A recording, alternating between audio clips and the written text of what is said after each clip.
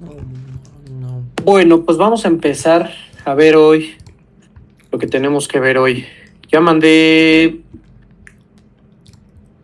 su examen. Porque ya no lo pidieron a todos. Entonces ya hay como 5 o 6 doctores de farma. No sé por qué hay tantos, pero ahora hay muchos. ¿Cuántos hospitales hay? ¿Cuántos rotan o qué?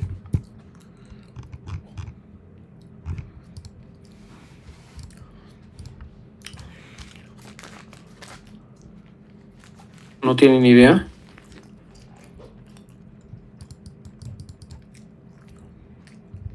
La verdad no, Doc. Bueno, pues esperemos que no sea yo creo que no va a ser un examen pesado en general, pero vamos a ver qué tal va la cosa. Pues vamos a ver hoy lo que tiene que ver con la farmacología de los estados de ánimo. Vamos a ver pues la farmacología de la salud mental, ¿no? Todo lo que tiene que ver con ansiedad, depresión y agitaciones psicóticas, esencialmente, ¿vale? Entonces vamos a ver los trastornos mentales con un enfoque farmacológico. Y nuestro objetivo el día de hoy va a ser que podamos integrar la fisiopatología, como lo hemos venido haciendo, también conocer los fármacos que podemos prescribir y por supuesto que hagamos una prescripción racional. Recuerden que su temario de farma está muy orientado en que ustedes sepan realizar una prescripción racional, pues precisamente porque se tiene un interés en que cada vez más, digamos, la práctica médica pues alcance grados de excelencia que garanticen no solo el bienestar de ustedes como profesionistas, sino la integridad de sus pacientes en la consulta, ¿vale? Entonces, a ver, en el ámbito de la salud mental, cuando lo abordamos desde la medicina, pues el referente es obviamente la psiquiatría y por supuesto tenemos que hablar del el DSM-5, ¿no? Tengan en cuenta de manera general, recuerden que en la medicina no existen reglas, ¿vale? Yo hablo más bien de generalidades. Cuando les digo algo, no quiere decir que es lo único que se pueda hacer. Les digo más bien lo que en la práctica general, en lo habitual, se hace.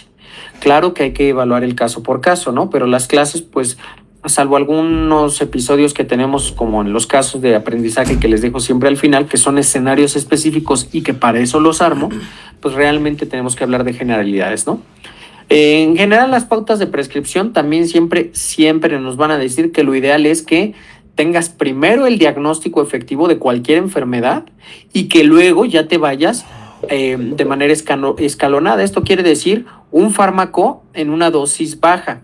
Luego puedes ir agregando fármacos o elevando las dosis, depende del paciente y sus necesidades, ¿no? A esa dosis, pues ustedes ya saben, la llamamos titulación, ¿no? Es cuando empiezo y luego cómo lo voy adecuando. Cuando hablamos del uso de fármacos en los trastornos mentales, tengan en cuenta que no es magia y no es brujería. Pues idealmente tendríamos que esperar por lo menos 4 semanas, es decir, un mes, para comenzar a visualizar un efecto farmacológico y ya en un escenario más ideal, pues hasta 3 meses.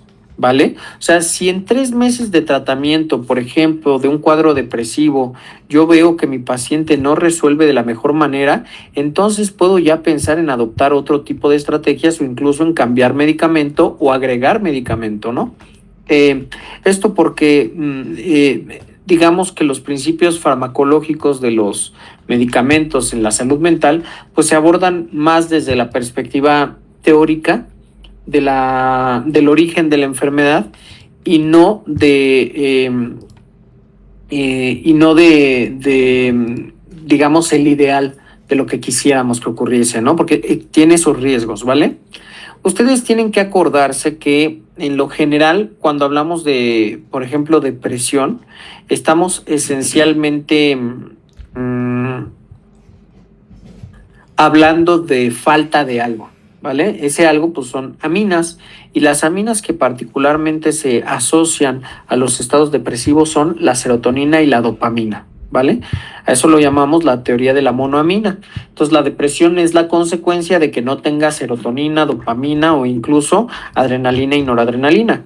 De ahí que las pautas terapéuticas tienen como objetivo que restablezcamos los niveles de aquello que no se tiene, ¿vale? Pero a ver, hablemos inicialmente del caso de la ansiedad. Voy a tratar de organizar las ideas para que ustedes puedan irme siguiendo pues con más claridad y con más calma, ¿vale? ¿Tienen alguna pregunta hasta este punto o alguna duda? No, Doc. No. De acuerdo. Bueno, por cierto, y antes de que se me olvide, mañana es, creo que el día de la epilepsia o algo así. Ayer vimos epilepsia para que se vistan de morado y todo eso, ¿no? Y empaticen con ese día. En fin, ya cambiemos de tema y aterricémonos. Vamos a empezar con ansiedad, ¿vale?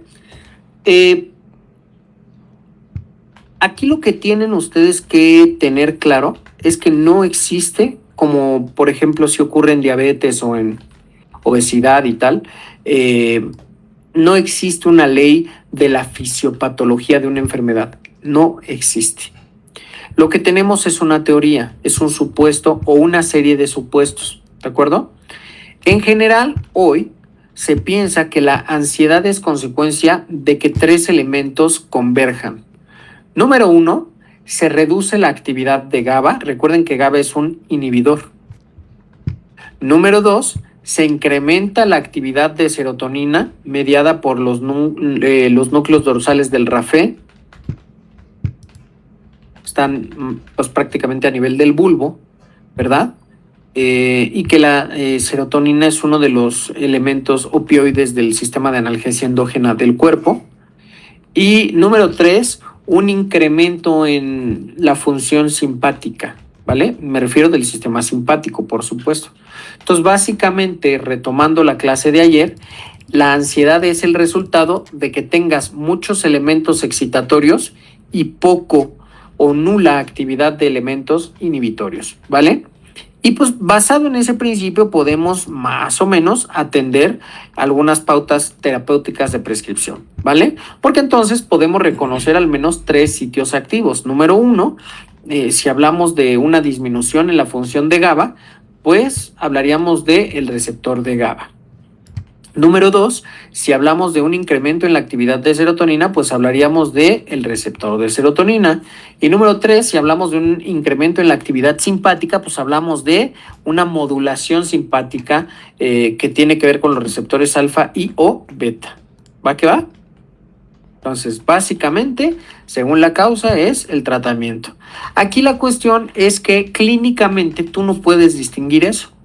Tú clínicamente vas a tener un paciente que sigue una serie de patrones clínicos, pero tú no puedes diagnosticarlo a partir de lo que tú asumas, ¿no? Como en el caso de la diabetes, tú digas, pues es tipo 1 o tipo 2. Tipo 1 no tiene nada de células beta y tipo 2, pues parcialmente las tiene, ¿no? Aquí no podemos hacerlo.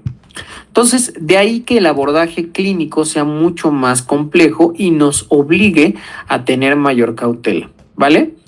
Aquí el enfoque se da no tanto en relación a la fisiopatología de la condición clínica, se da más bien en función de lo que tú quieres lograr, ¿de acuerdo? Vamos a ponernos de acuerdo. Fíjate, no es igual que tú tengas a un paciente con datos de ansiedad, entiéndase, alguien que pues sobrepiensa las cosas, no duerme, tiene agitación psicomotriz.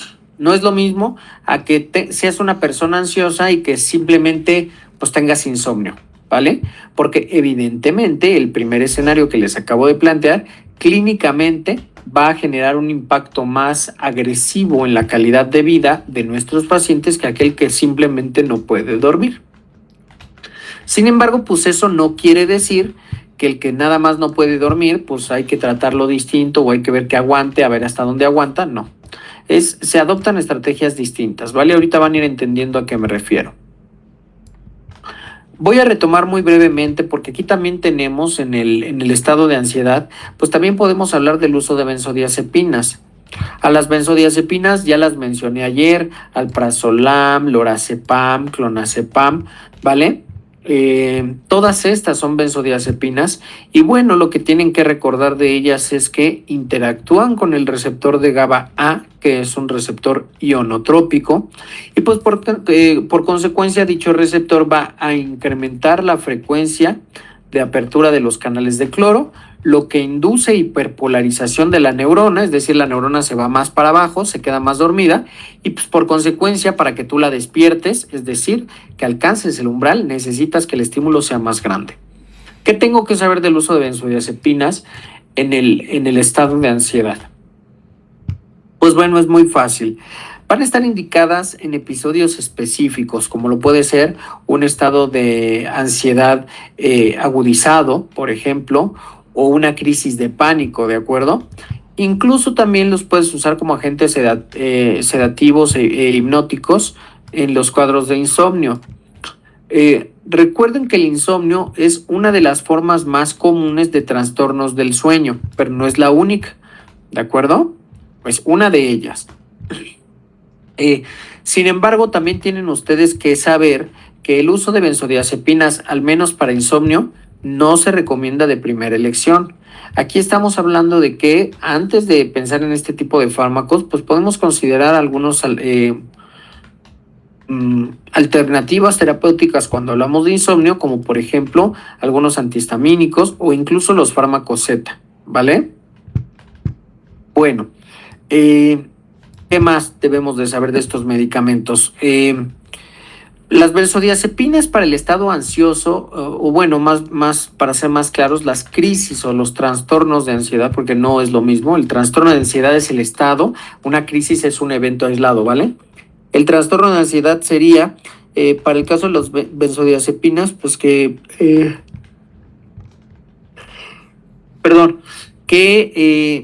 las tienes que usar en el corto plazo. Estamos hablando de máximo un mes, ¿vale? No más. Y evidentemente cuando tú estás consumiendo benzodiazepinas, pues no es recomendable que estés ahí consumiendo otro tipo de sustancias, sobre todo si dichas sustancias son consideradas depresoras del sistema nervioso central. Como por ejemplo el alcohol. El alcohol es un depresor del sistema nervioso central, ¿vale? Muy importante aquí. Entonces, ¿qué efectos adversos tenemos ante el uso de benzodiazepinas? Pues puede haber una sedación importante del paciente, ¿no? Que lo lleve a tener también, por ejemplo, alteraciones en el ritmo de trabajo,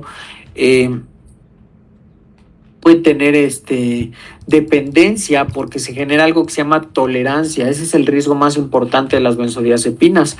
Cuando tú consumes, vamos a pensar una dosis de 5 miligramos para lograr un efecto sedativo, pues con el tiempo las benzodiazepinas tienden a generar este fenómeno de tolerancia, el cual se explica de la manera en que les acabo de decir. Para que tú mantengas el mismo efecto, necesitas una dosis más agresiva.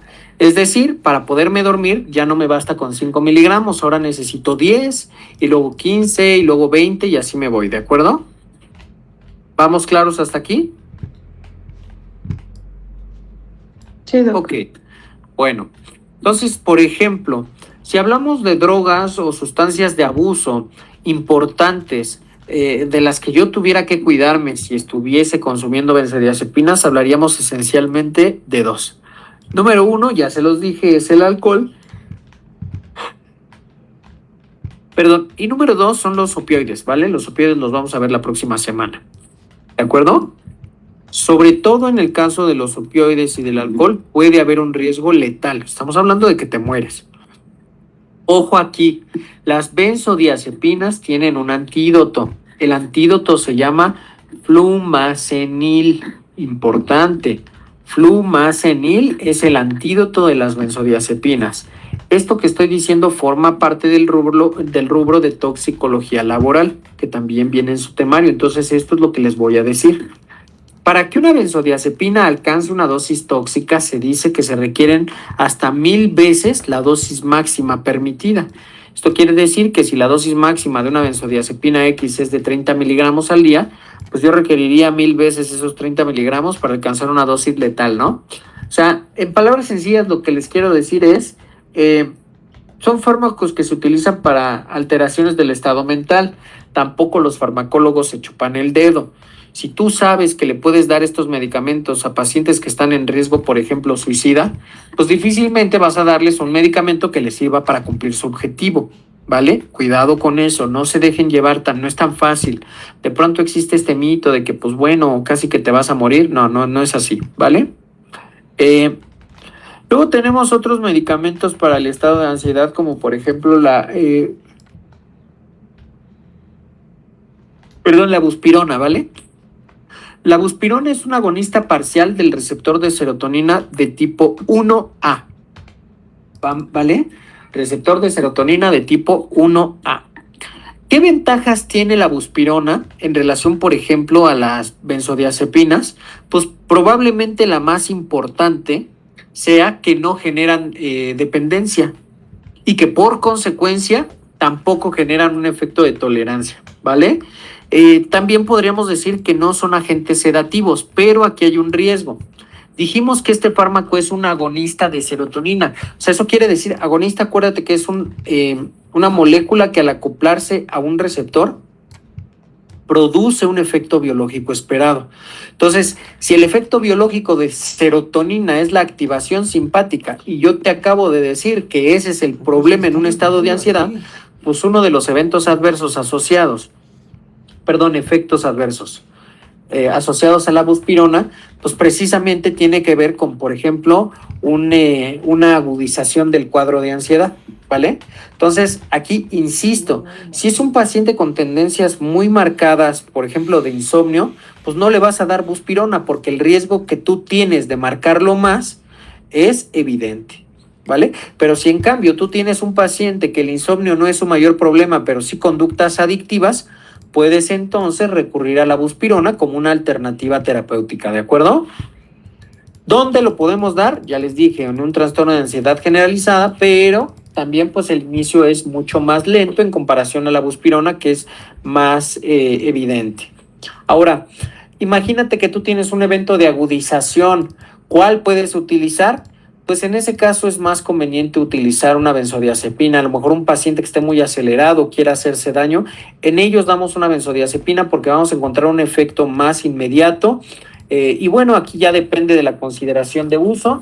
Aquí lo recomendable es que sean benzodiazepinas pues no de acción tan prolongada para que nos ayuden a contener y controlar el cuadro para luego dar una asociación farmacológica que nos permita estandarizar un tratamiento más efectivo en el largo plazo sin generar dependencia.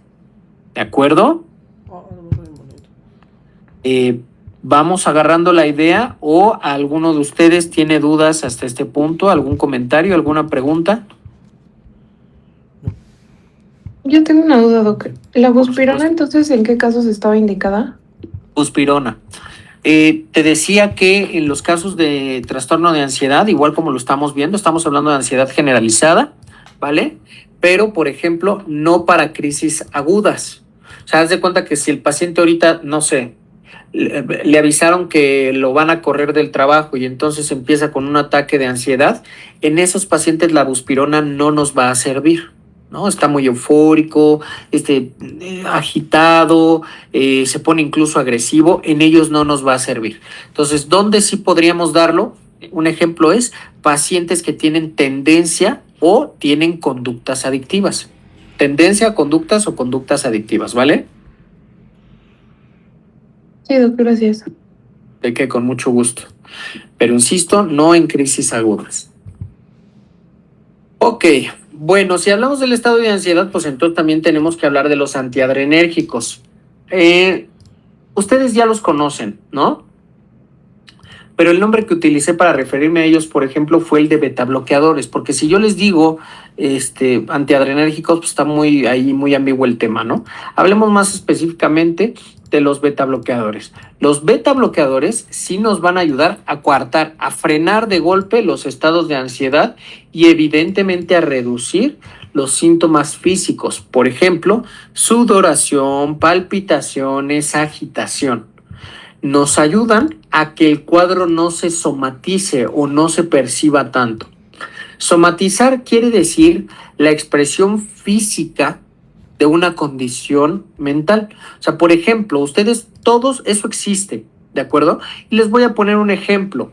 Cuando yo te hablo del examen de farma, muy probablemente tú te empieces a sentir preocupado y eso te lleve a, te duele el estómago, te da diarrea, hay quien le da náuseas, incluso empieza a respirar, empiezan a hiperventilar, ¿no? Eso es somatizar, una condición mental que no puede ser procesada, que no puede ser metabolizada, se manifiesta en lo que es orgánico, ¿de acuerdo? Otro ejemplo, cuando te dan una noticia pues muy fuerte, se te murió tu perro, pues a lo mejor ahí te desmayas, ¿no? Se expresa en lo orgánico lo que no se procesa a nivel mental. ¿Sí queda claro el concepto? Sí, doc. De acuerdo, muy bien. Entonces, acuérdense, los betabloqueadores, por ejemplo, el propanolol, nos van a ayudar mucho a contener o a reducir la sensación de los síntomas físicos, pero eso no quiere decir que pues ya lo aliviaste, ¿no? Eso simplemente ataca el síntoma, pero no la causa. Entonces aquí yo siempre trato de hacer esta reflexión con ustedes. Miren, si ustedes revisan la estadística actual de los trastornos mentales o de las condiciones clínicas asociadas al estado mental, ustedes se van a dar cuenta que hoy tenemos mucho más ansiedad, mucha más depresión de la que teníamos antes. Y entonces eso es un poco contradictorio porque hoy también tenemos más medicamentos y más conocimiento, entre comillas, del que teníamos antes, ¿no? De eso nos regordeamos. La explicación es muy sencilla, muchachos, pero no por eso deja de ser compleja. El medicamento no cura, punto. O sea, si alguien está tomando medicamentos psiquiátricos pensando que ya está su cura y solo porque se siente bien piensa que ya está bien, está profundamente equivocado. Los medicamentos no curan. El medicamento nos ayuda, se lo explicaba yo a un paciente de la siguiente forma, pues imagínate que tú quieres cruzar el río, ¿de acuerdo? Y entonces es un río muy hondo, muy profundo, y tú no sabes nada. Si tú tuvieras una barquita, un barquito, una lanchita, una trajinera, lo que tú quieras, un yate, lo que sea, pues sería mucho más fácil que tú atravieses el río, ¿cierto? Puedes hacerlo, pero no por eso el río queda seco. ¿Estamos de acuerdo? El río sigue. La herramienta solamente te sirve para transitarlo, pero no lo quita. ¿Vamos bien con la idea? Algo parecido se aplica en este sentido, mira. El medicamento, por ejemplo, del trastorno de ansiedad o del trastorno depresivo, nos ayuda a hacer ese barquito para cruzar, pero no seca el río. Si yo quisiera secar el río, pues tengo muchas alternativas para hacerlo. Lo puedo hacer a cubetadas, lo puedo hacer, pues traigo una pipa de agua que lo esté vaciando, pongo una bomba para que se lleve el agua, instalo un drenaje para que el río se vaya. O sea, hay muchas formas de secarlo. No hay una, hay muchas formas. ¿De qué depende qué forma utilice? A ver, qué podrían decirme ustedes? ¿De qué depende qué estrategia para secar ese río yo utilizo?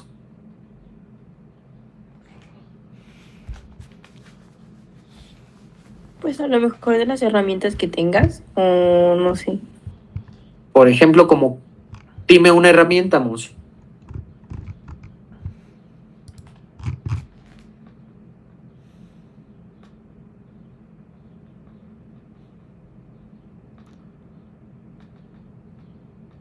Por ejemplo, si yo quisiera contratar a alguien que instale un sistema de drenaje, ¿qué necesito para contratarlo?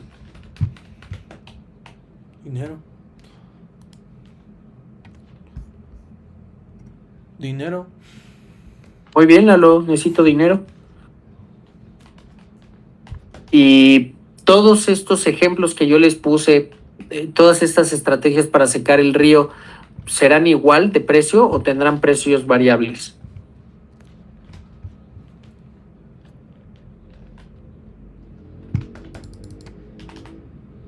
¿Distintos precios? Por supuesto. Bueno, vamos a aterrizarnos en lo que ustedes conocen.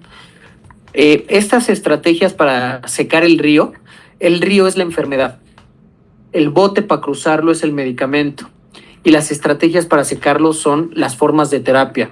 Psiquiatría, terapia cognitivo-conductual, terapia gestáltica, psicoanálisis. ¿Todas son efectivas? Sí, todas son efectivas. ¿De qué depende cuál uso? Pues de mis recursos. Y ojo, aunque todas han demostrado efectividad, cuidado, no todas son efectivas para mí. Y ahí está la clave. Cuando alguien me pregunta, doctor, ¿cuál es la mejor estrategia o cuál es la mejor terapia? La respuesta es la que te haga sentir cómodo o cómoda. La que tú sientas que te funciona, esa es la mejor. ¿De acuerdo? No existe una regla. Fíjense esta paradoja. La propia psiquiatría, ¿saben qué terapia recomienda para este tipo de trastornos? La psiquiatría. Lo que sea. Porque uno diría, pues los psiquiatras, ¿qué creen que van a recomendar? ¿Psicoanálisis? La lógica, ¿qué nos dice? ¿Qué recomendaría la psiquiatría? Medicamento. Pues la psiquiatría te diría, toma chochos, ¿no? Utiliza los principios prácticos de la psiquiatría que tienen que ver con la medicación, punto. Y no. La psiquiatría te dice, por ejemplo, terapia cognitivo-conductual, ¿no? Ojo, la misma psiquiatría reconoce que en la pauta de prescripción no está la cura. Pero aquí viene el problema. La terapia cognitivo-conductual, yo también debo reconocer, la simplifico mucho para hacerlo gráfico, pero esencialmente es conócete para que puedas realizar cambios que te lleven a mejorar tu estilo de vida, ¿no? Por eso es cognitivo, de conocer, conductual, de conducta, ¿no? Conócete para cambiar. Yo les diría, hasta la parte de conócete estoy de acuerdo. Tú primero tienes que conocerte, ¿no? Yo tenía un paciente que me decía, doctor, yo no quiero, yo sé que hay cosas que me duelen, que me lastimaron, pero yo no quiero recordar esos demonios, yo no quiero verlos. Y entonces yo le comenté, pues es que eventualmente tendremos que enfrentarnos a ellos porque es la única manera en la que tú de verdad puedes transitar hacia la cura, ¿no? Pero si hacerlo fuera tan sencillo, no habría trastornos mentales. Es un poco cuando alguien te dice, porque tú le comentas, ¿sabes qué? Me siento desanimado, hoy no me siento bien, no tengo ganas. Y ocurre mucho en nuestro medio. ¿Qué se nos dice cuando estamos desanimados, no tenemos ganas? ¿Qué nos dice la gente? Échale ganas. Y uno dice, pues sí, güey, pero fui al Oxxo y no la venden, ¿verdad? Pasé a la tortillería, pedí 1 kilo de ganas y no me la dieron. Fui con el carnicero y pues no, tampoco. Tenía retazo y pollo y todo, pero no tenía ganas. O sea, ¿dónde las compro? No solo, o sea, la cosa no nada más es hagamos y ya. No es tan sencillo como suena, ¿no? Aunque sí, efectivamente, en algún punto yo les acabo de decir es conocer y hacer. Bueno, para poder hacer primero hay que conocer. Y hasta ahí estamos de acuerdo. Realmente lo que quiero decirles es cualquier terapia que tú tomes es buena en tanto tomes terapia, pero no todas las terapias son buenas para ti. ¿Cómo puedes saberlo? Haciéndolo. No lo sabes. Algunas se enfocan más en lo presente, por ejemplo, la terapia cognitivo-conductual, la tanatología. Algunas otras se encargan más de los primeros años de vida y el desarrollo, como puede ser el psicoanálisis, ¿no?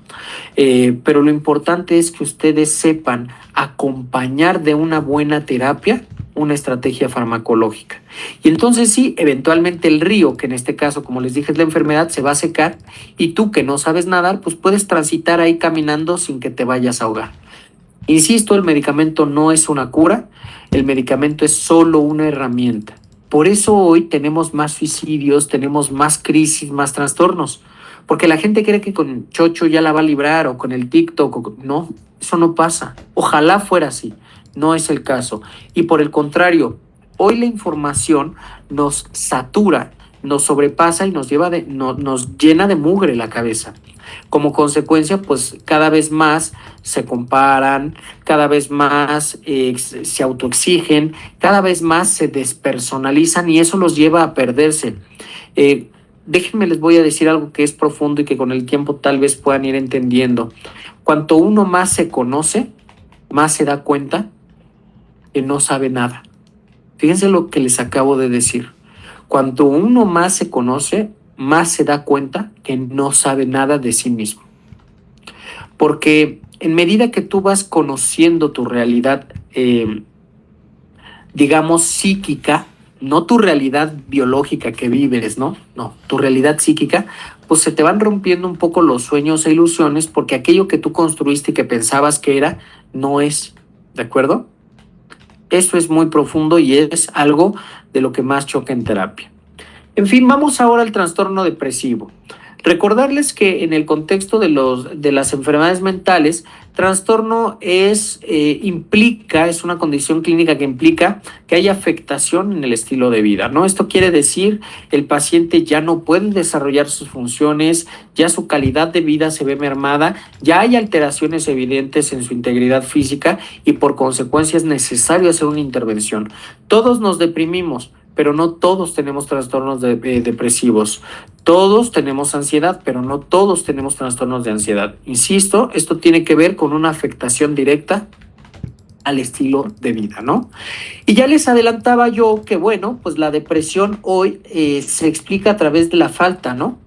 La falta de aminas cerebrales, esencialmente las famosas endorfinas, como lo son la dopamina, la serotonina, la adrenalina y la noradrenalina, y pues esta falta nos lleva a alteraciones en el estado de ánimo y entonces en lo general pues a una condición en donde vamos a tener también psicomotricidad disminuida, pérdida del interés en actividades que antes nos resultaban satisfactorias, alteraciones en el apetito, dificultades para concentrarse, incluso puede haber actos o ideaciones suicidas ya en casos graves, ¿no? Entonces, déjenme les digo yo que un psicoanalista decía que, en general todos somos sujetos en falta, ¿no? Eso quiere decir, a todos nos falta algo siempre va a existir esa huella, es parte de nuestra naturaleza, ¿no? Insisto, esto es solamente un supuesto teórico, no es una ley, ¿vale? Y eso quiere decir que esto no está aún probado, lo cual quiere decir que hoy los principios farmacológicos atienden a una explicación fisiológica que existe a partir de conjeturas, de estudios de investigación, pero de la cual aún entonces no tenemos certeza, ¿no? Insisto, hoy es la teoría de la monoamina. Hoy por hoy, la terapia de elección para el trastorno depresivo se llama inhibidores selectivos de la recaptura de serotonina, muchachos. Se dice ISRS, así se abrevia, ISRS, inhibidores selectivos de la recaptura de serotonina. Y pues tenemos una amplia variedad de fluoxetina, sertralina, citalopram, escitalopram, por ejemplo, ¿de acuerdo? A la fluoxetina también la tenemos dentro de este grupo. A la paroxetina también la tenemos dentro de este grupo. Paroxetina, sertralina, fluoxetina, escitalopram y citalopram, sí. Son los medicamentos de primera elección y pues su mecanismo de acción consiste en, como dice su nombre, inhibir la recaptura de serotonina. Tú tienes que acordarte que los neurotransmisores pueden seguir esencialmente 3 caminos. Número 1, sale la serotonina y se acopla al receptor para producir un efecto. Número 2, sale la serotonina, pero como no la necesitas, la desechas. Y número 3, sale la serotonina y a lo mejor pues ya te sobró, entonces tú la devuelves al espacio del cual salió. A eso se le llama sistema de recaptura. Es muy sencillo de entender, ¿no? Imagínate tú que tienes una llave, que pues es una llave de agua, es la llave de tu baño, entonces tú la abres y sale mucha agua, muchísima agua a chorro, ¿no? Pero eventualmente y por alguna razón esa llave empieza a obstruirse, empieza a taparse, pues cada vez te va a costar más trabajo lavarte las manos hasta que un día ya no puedes hacerlo. Pues básicamente eso es lo que pasa con la depresión según este supuesto teórico, ¿no? Se cierra la llave y como la llave se cierra, ya no puedo lavarme las manos, pues me deprimo, ¿vale? Bueno, entonces los inhibidores selectivos de recaptura de serotonina me ayudan para que poco a poquito, digamos gota a gota, se empiecen a acumular estas aminas faltantes, entiéndase, serotonina, dopamina, noradrenalina y demás, con la finalidad de que se acumulen en el espacio sináptico y por interacción con su receptor produzcan un efecto biológico, ¿de acuerdo? Como ya lo había yo dicho, una evaluación mínimo requiere de un mes y bueno, ya a los 3 meses yo puedo ver el efecto máximo que voy a ver con el uso de este tipo de medicamentos, pero las buenas prácticas me dicen que por lo menos yo tuve que haber cursado de medio año a 1 año completo la prescripción de un medicamento. No obstante, la experiencia clínica nos demuestra que en 3 meses el efecto que no conseguiste con un antidepresivo no lo vas a conseguir en más tiempo, ¿de acuerdo? Entonces, 3 meses es el tiempo ideal para saber si la respuesta biológica a un antidepresivo es efectiva o no es efectiva. ¿De acuerdo? ¿Alguna pregunta, doctores, doctoras, que tengan en este momento? No, doc. Bueno, ¿cuáles son efectos adversos asociados al uso de antidepresivos de tipo inhibidor selectivo de recaptura de serotonina? Pues entre otros tenemos pérdida de la libido. En el caso de los hombres tenemos disfunción sexual, tenemos también náuseas, insomnio en algunos casos, ¿vale? Y en casos más graves tenemos algo que se llama síndrome serotoninérgico. Eso quiere decir que es una condición clínica que se asocia al exceso de serotonina, ¿vale? Fíjate la paradoja. La depresión ocurre porque no tiene serotonina, ¿no? Entonces tú consumes antidepresivo y eso te lleva al exceso de la serotonina, lo cual también te intoxica. Acuérdate que te intoxica porque yo ya te había explicado ayer que las neuronas no están acostumbradas a trabajar, son muy flojitas, son como nosotros, entonces a ellas les gusta dormir. Si tú las estás estimulando constantemente, pues induces un estado muy importante de toxicidad neuronal. ¿Se acuerdan cómo se llama ese estado de toxicidad? ¿Alguien me lo puede decir? Sí. Ay, ¿cómo era? Sinaptotésica. ¿O no se acuerdan?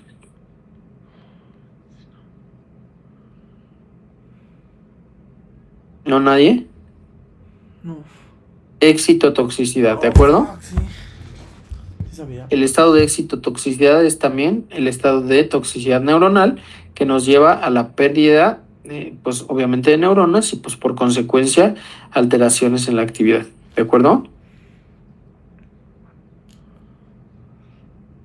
Bueno, ¿qué sigue? ¿Qué otros medicamentos tenemos aquí en su temario? Bueno, otros como los antidepresivos tricíclicos y demás. Bueno, ahorita hablamos. A ver, de depresión, ¿qué me interesa? Ya les dije, los inhibidores de recaptura de serotonina son los de primera línea. Podemos hablar también de los duales, como son la duloxetina o la ortioxetina, por ejemplo, ¿no? Los antidepresivos duales son hoy una muy buena alternativa terapéutica. Sin embargo, pues uno de los riesgos más importantes que tienen son precisamente que pues se asocian a mayor riesgo de activación adrenérgica. Entonces te pueden llevar a conducirte a estados de ansiedad, por ejemplo. Entonces hay que tener, repito nuevamente, hay que revisar el caso a caso de la condición clínica, ¿no? ¿Qué otro tipo de antidepresivos tenemos? Ya les había yo dicho los tricíclicos, por ejemplo, la amitriptilina o la imipramina. Esos son antidepresivos tricíclicos. Se llaman así por su constitución química, no me voy a detener mucho en eso.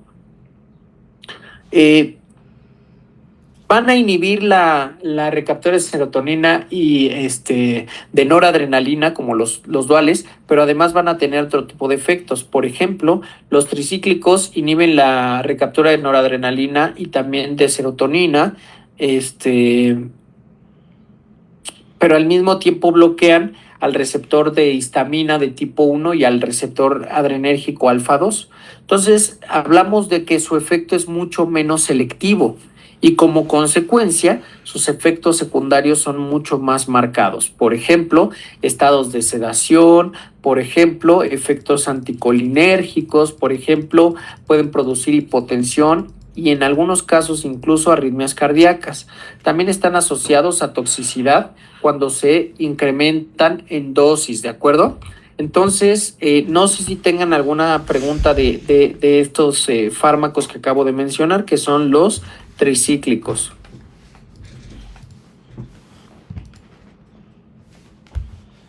No, doctor. Ok. Bueno,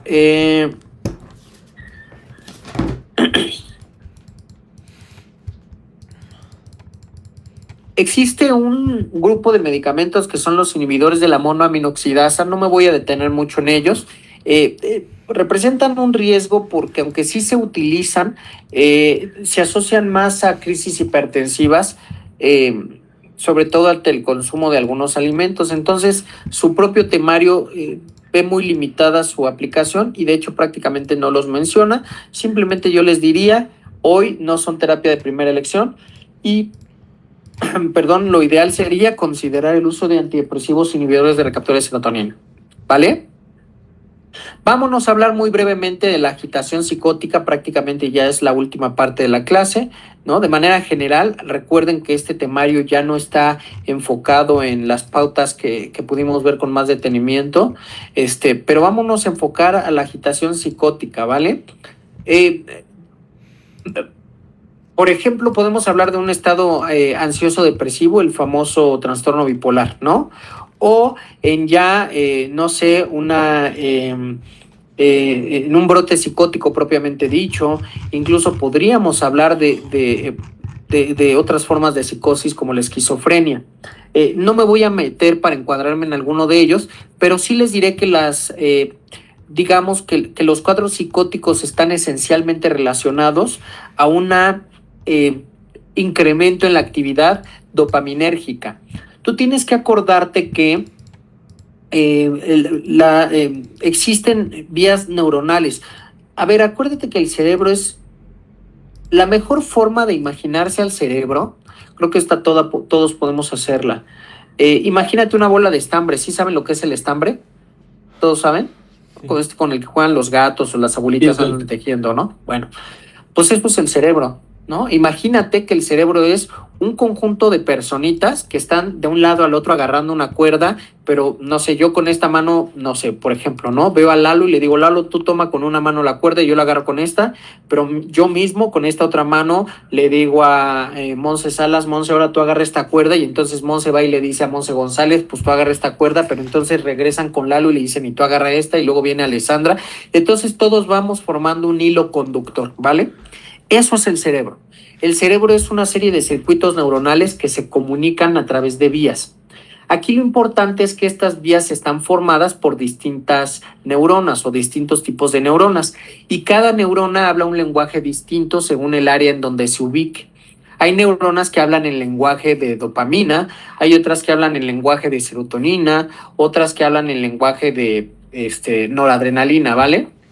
En este caso, las neuronas que esencialmente se comunican a través de la dopamina ocupan algo que se llama vía mesolímbica, ¿vale?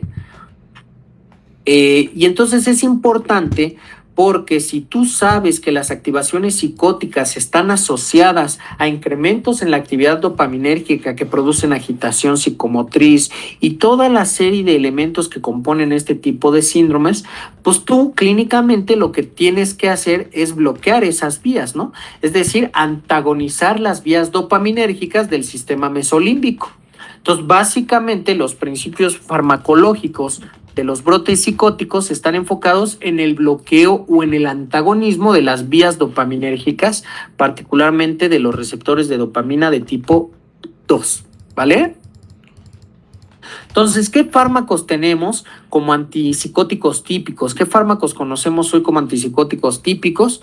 Bueno, fíjate que los antipsicóticos se catalogan, ¿verdad?, en antipsicóticos típicos y antipsicóticos atípicos, ¿vale? O déjame nada más me acuerdo. Sí, es típico y atípico. Sí. A ver, antipsicóticos típicos, vamos a enfocar primero en ellos. Los antipsicóticos típicos, pues, por ejemplo, el haloperidol, ¿vale? El haloperidol tiene como mecanismo de acción bloquear al receptor de dopamina de tipo 2, que va a actuar a nivel de la vía mesolímbica y que por consecuencia bloquea la función de la dopamina y por lo tanto pues evita los brotes psicóticos, ¿no? Así de sencillo, ¿vale? Entonces, ¿dónde podemos verlos o dónde podemos prescribirlos, dónde podemos usarlos? Pues ya les dije, en eventos de agitación psicopática aguda, en esquizofrenia, que es otra de las formas de psicosis, o en estados de delirio, ¿no? Como por ejemplo en los abuelitos. Ustedes han visto estos abuelitos que de repente están muy tranquilos, están ahí hasta durmiendo, se ven muy bonitos y de repente se pone todo loco el abuelo, ¿no? Ya casi quiere matar a alguien y se le botó de la nada. Pues bueno, ese puede ser un estado de delirium, ¿vale? ¿Cuándo lo puedes dar? Siempre que sean dosis bajas. En los casos de urgencias puedes utilizar vías parenterales, pero solo en urgencias. Y hay que cuidar las sinergias farmacológicas, ¿de acuerdo? Hay que tener mucho cuidado con ellas. Ahora, tenemos otros como por ejemplo la risperidona, la quetiapina. Yo siempre les digo, las pinas y las donas son otras formas de antipsicóticos, ¿no? Aquí la cosa es que los antipsicóticos, perdón, sí, bueno, son antipsicóticos atípicos, no nada más van a bloquear al receptor de dopamina de tipo 2, sino que también, por eso son atípicos, ¿no? O sea, no se comportan como deberían, bloquean otras vías, por ejemplo, al receptor alfa 1, a los receptores muscarínicos, al histamínico de tipo 1, o también incluso al de serotonina de tipo 2. Ahí tenemos a estos que les dije, quetiapina, risperidona, todos ellos, ¿vale? Entonces, ¿aquí qué problema o qué riesgo existe? Pues bueno, en el caso de los antipsicóticos típicos, el riesgo más importante es el del síndrome extrapiramidal. Pero en el caso de los antipsicóticos atípicos, no solo tenemos al síndrome extrapiramidal, podemos también tener, por ejemplo, distonías, ¿de acuerdo? También tenemos cuadros neurolépticos malignos, como por ejemplo el síndrome neuroléptico maligno, así se llama, estados de sedación excesiva, ese puede ser otro riesgo, ¿de acuerdo? Entonces hay que tener cuidado porque no tampoco los antipsicóticos pues se usan en todo, ¿de acuerdo? ¿Tienen alguna duda, alguna pregunta, muchachos? ¿Alguna inquietud? No, doc. Ok, ¿cómo se sienten? Ya nada más nos quedan 2 clases antes del examen. Como ya les había dicho, traen algunas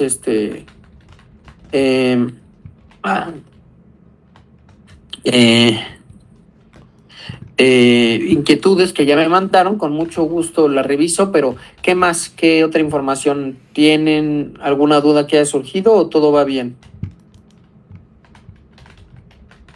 Yo tengo una duda, Doc. Sí, dime.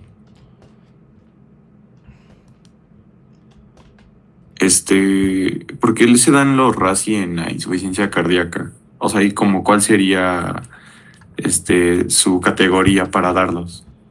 En categoría me ¿Qué se da refiero qué? los inhibidores del sistema renina-angiotensina. Los RASI, pues, en insuficiencia cardíaca. ¿Pero cómo los llamaste? RASI, ¿no? Así se llaman, creo. Sí, en inglés. ¿Como cuál? Dime un ejemplo de uno. Enalapril o losartán. Ok. ¿Son lo mismo?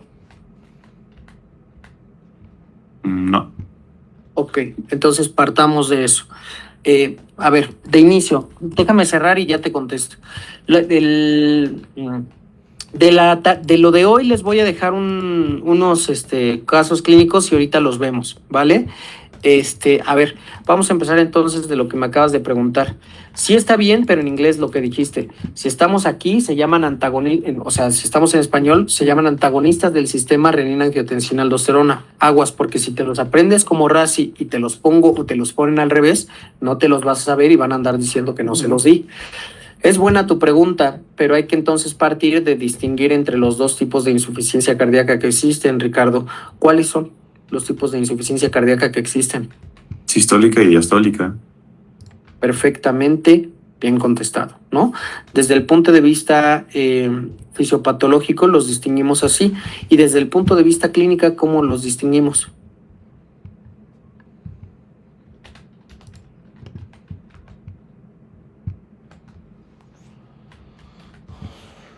Supongo supongo que por un estado de hipoperfusión.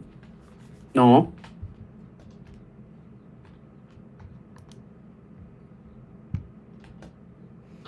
Los distinguimos en insuficiencia cardíaca derecha e izquierda, ¿vale? Por la sintomatología. En fin, a ver, vamos a distinguir entre YECA y ARA, que son los antagonistas del sistema renina-angiotensina-aldosterona que mencionaste, pero que no son los únicos, ¿vale? Por ejemplo, tenemos a los antagonistas de aldosterona, esos no son ni YECA ni ARA, ¿vale? Entonces, no todos... ¿Ah? A ver, vamos primero a hablar entonces de los YECA. ¿Los YECA son importantes en la insuficiencia cardíaca? Sí, pero no en toda insuficiencia cardíaca, porque también tenemos insuficiencia cardíaca con o sin fracción de eyección del ventrículo izquierda reducida. En este caso, por ejemplo, los YECA nos ayudan mucho en la insuficiencia cardíaca con fracción de eyección reducida, ¿vale? ¿Por qué? Pues muy fácil, porque nos ayudan a relajar los vasos, con lo cual se disminuye la resistencia vascular periférica, con lo cual se disminuye la sobrecarga del ventrículo para su contracción. O sea, estamos hablando básicamente que la reducción de la resistencia vascular periférica nos permite un efecto ionotrópico negativo, lo cual en el largo plazo te ayuda a reducir la mortalidad y las hospitalizaciones. ¿Estamos hasta ahí de acuerdo con los YECA? Sí, doc. Ok. Ahora, vámonos a los ARA2. A ver, los ARA2 se pueden usar prácticamente en la misma condición clínica, insuficiencia cardíaca de origen sistólico con reducción de la fracción de eyección del ventrículo izquierdo, pero van a tener aquí una consideración especial. Debido al riesgo de efectos adversos que se pueden presentar con los YECA, entre el cual podríamos destacar la tos, que puede llevarte a una disnea, que ya de por sí puede ser parte del cuadro clínico de la insuficiencia cardíaca, pues los ARA2 parecen ser una opción terapéutica más efectiva en la insuficiencia cardíaca, porque tiene mucho menos efectos adversos, pero no por eso pues dejan de ser ambas útiles. Ahora, por ejemplo, los ARA2 no serían tan recomendables en el caso de un paciente con alguna alteración de la función renal, precisamente porque pueden causar insuficiencia renal aguda. Entonces, en ese caso, tal vez sería bueno considerar un YECA, ¿vale? Pero ya te dije, pues el YECA tiene más riesgos de efectos adversos, ¿vale? ¿Cuál es la finalidad de cualquiera de estos YECA o ARA2? Pues sería reducir la mortalidad y las hospitalizaciones asociadas a la insuficiencia. ¿Va que va?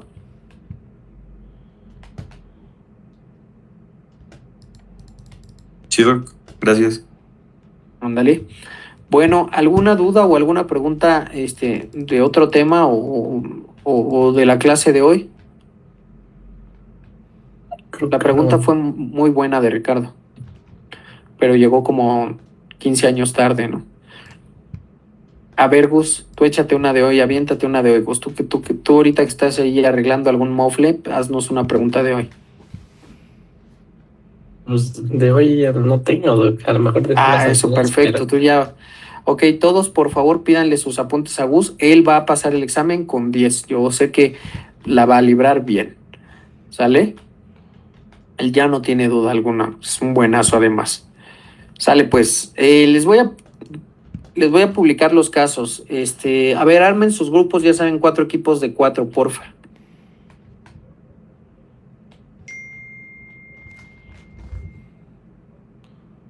Es más, no, vamos a cambiarlo hoy. Vamos a hacer otra cosa. Fíjense.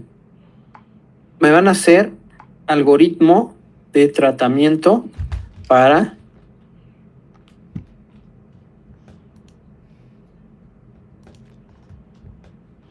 y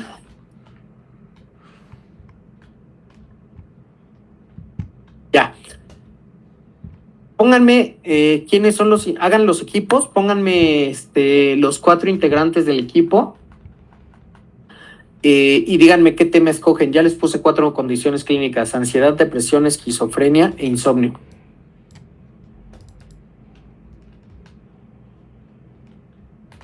Escojan ustedes.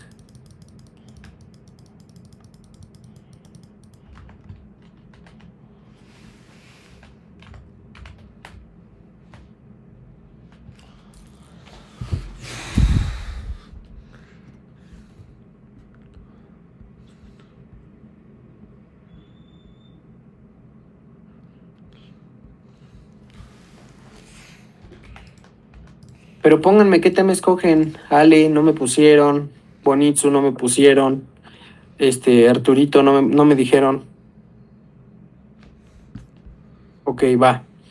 Entonces, No, es que Arturo sí puso. sí, depresión. Sí, ya les ganaron, Ale.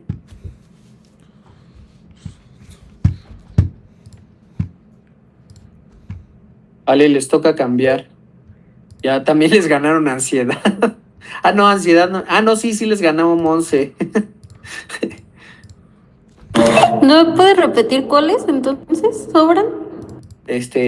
Sí, hija, cómo no. También Por puedes favor. leerle, también puedes leerle si quieres. Digo, si quieres, si no, yo Sí, te sí, lo sí. digo. Una Depresión, disculpa. ansiedad, esquizofrenia e insomnio. Ya nada más les queda, pues creo que ya agarró. Pues esquizofrenia. Pues sí, Espérenme, pues, déjenlo sí, escribir. fíjate, qué curioso, ¿verdad, Bonitsu? Ándele, pues, agarren. No es cierto. Ya es lo que les tocó. Bueno, el algoritmo es un poco como lo que hemos hecho, lo van a hacer con mapa conceptual, ya saben, no más de 5 palabras por bloque, máximo una página, ¿va? ¿Dudas o preguntas, muchachos?